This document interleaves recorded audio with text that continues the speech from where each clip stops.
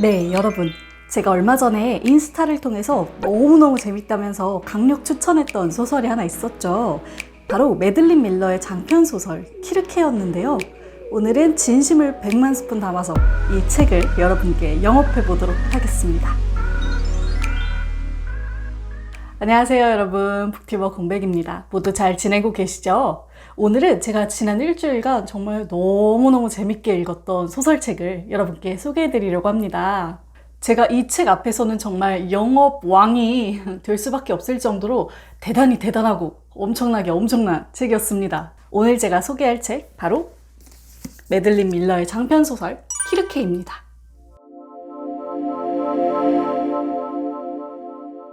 네, 이 책은 그리스 신화 속 이야기를 배경으로 하고 있습니다. 여러분 모두 오디세이아에 대해서 잘 알고 계시죠? 호메로스가 쓴 작품으로 트로이의 전쟁령은 오디세우스의 엄청난 모험담을 담고 있는 이야기죠. 바로 이 오디세이아에 아주 잠깐 스쳐가는 캐릭터가 있습니다. 바로 키르케라는 마녀입니다. 오디세이아에서는 이 키르케가 마법을 부려서 오디세우스의 부하들을 돼지로 바꿔놓고 오디세우스를 1년간 붙잡아 놓기도 하는 그런 캐릭터로 등장해요. 즉 오디세우스가 거치는 수많은 모험담 중 등장하는 하나의 작은 캐릭터인 거죠. 자, 오늘 제가 소개해드릴 책의 제목이 키르케인 걸 보면 다들 눈치채셨죠? 바로 오디세이아에서 잠깐 스쳐갔던 마녀 캐릭터 키르케가 이 책의 주인공이 됩니다. 단순히 주인공을 유혹하는 마녀로서가 아니라 단단한 자아를 가진 여성 주인공으로 등장을 하게 되는 거죠. 자, 이 키르케는 말단 ним프입니다. 아버지가 티탄 신족의 태양신이기는 한데요, 별로 소용이 없어요. 여러분들도 아시겠지만 그리스 신화 속 이야기들을 보면 정말 북의 중심으로 권력이 이어지거든요. 서사도 그렇고. 자, 이런 상황에서 키르케는 딸이죠. 근데 별로 예쁘지도 않고 특출난 능력도 없어요. 그러다 보니까 정말 온 가족들로부터 멸시를 받으면서 자라게 됩니다. 감히 내 말에 반박을 하는 게냐? 불꽃 하나 피울 줄 모르고 물 한 방울 소환할 줄 모르는 네가? 자식들 중에 제일 못나서 하도 시들시들하고 신통치 못해서 값을 치러도 데려가겠다는 남자 하나 없는 네가? 키르케는 돌머리야. 키르케는 맨 땅보다 더 천지분간을 못해. 머리칼이 개털처럼 엉겨붙었네. 그 갈라진 목소리로 한 번만 더 말을 하면 내가 아주 그냥. 자식들 중에 왜 하필 쟤가 남은 거야? 쟤는 아무도 데려가지 않을 텐데. 놀랍게도 제가 방금 읽어드린 부분이요, 아버지와 어머니의 대사입니다. 뭐 부모님이 이렇게 말할 정도니 어떤 느낌인지 아시겠죠? 자, 이렇게 비천한 ним프로 살아오던 키르케는 자신이 애정을 쏟았던 남동생 아이에테스와 인간 글라우코스에게 차례대로 외면을 받게 됩니다. 그들은 권력과 힘, 미인을 쫓아서 사라져버리고 남겨진 키르케는 절망과 외로움, 그리고 분노에 시달리게 됩니다. 그리고 이 과정 속에서 자신이 마녀로서의 능력을 가지고 있음을 자각하게 됩니다. 키르케의 아버지인 헬리오스는 키르케가 마녀로서의 능력을 보이자 그녀를 외딴 섬으로 추방하고 고립시킵니다. 키르케는 그 외딴 섬에서 두려움과 자유를 동시에 느끼면서 마녀로서의 능력을 꾸준히 키워나갑니다. 나는 끈질기게 밀어붙였다. 내 어린 시절을 통해 터득한 게 하나 있다면 그건 인내심이었다. 조금씩 귀가 트이기 시작했다. 식물 속에서 즙이 흐르는 소리, 내 혈관을 타고 피가 흐르는 소리, 나의 의도를 파악하는 법을 터득하고 가지를 치고 더하고 능력이 모여있는 곳을 느끼고 알맞은 단어를 동원해 그걸 최대치로 끌어올리는 법을 터득했다.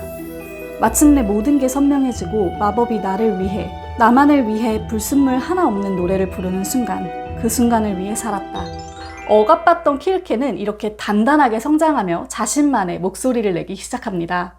그리고 그런 그녀가 있는 섬으로 여러 사람들이 드나들면서 이 마녀 키르케의 이야기가 직조되기 시작하는 거죠. 그 속에서 키르케는 우리가 기존에 알던 마녀의 이미지와는 다른 단단하고 따뜻하고 현명한 모습들을 보여주기 시작하고요. 정말 그 어디에도 없는 엄청나게 매력적인 캐릭터가 되어갑니다. 이 소설의 가장 큰 재미 중에 하나가 바로 이 키르케의 성장 과정을 보는 건데요. 비천한 출생으로 시작해서 고난들을 겪고 성장하는 이야기를 우리가 지켜보는 거잖아요. 그러다 보니까 완전히 이 키르케한테 빠져들어서 이 성장의 과정을 지켜보게 돼요. 우리가 정말 재밌는 영화를 보면은 막 주인공을 응원하게 되잖아요. 그런 것처럼 이 소설도 보다 보면은 정말 힘을 줘서 키르케를 막 응원하게 됩니다. 키르케가 정말 속 시원한 말 한마디라도 할라치면 외치면 혼자서 막 예스! 이런 식으로 응원을 하게 되더라고요. 소설 읽으면서 이렇게 매력적인 캐릭터에 몰입되는 이런 느낌은 정말 귀한 느낌이라 너무너무 좋았어요.